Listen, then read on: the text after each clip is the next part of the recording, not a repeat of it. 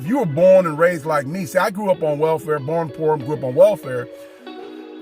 Most of my childhood, all I saw was having more month at the end of the month than money. And some of you out there know exactly what I'm talking about, right?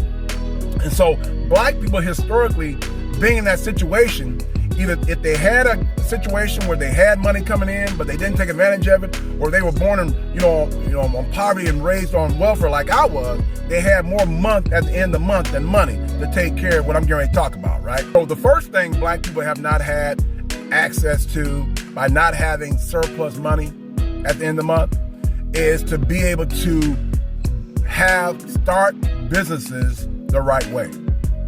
The second thing that black people have not had access to by not having surplus money at the end of the month is to pay for their kids' colleges.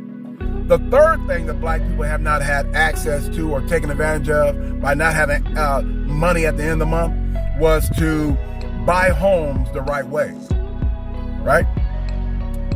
The fourth thing that black people have not had access to by not having enough money at the end of the month, enough surplus money, was to weather financial storms, right?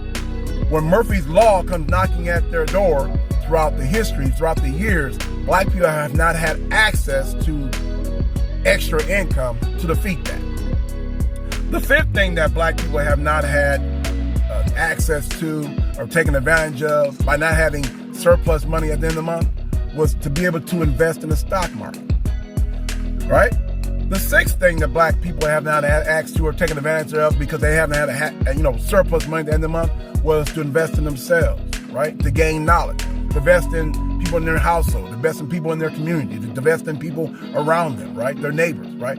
So to give back, for example, right? So the last thing, the seventh thing that I see that black people have not had access to historically as a group to be able to take advantage of because they have not had surplus money at the end of the month was to be able to pass on wealth to future generations, right? In a mass, quantity, right? And also by not being able to practice wealth building, by being able to practice telling your money what to do and taking that money and building wealth.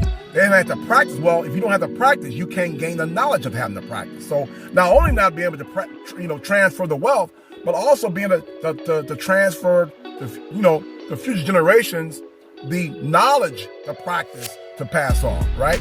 With that wealth. Okay, so that is my 7-layered, cycle for black people throughout the years of not having, surplus money at the end of the month.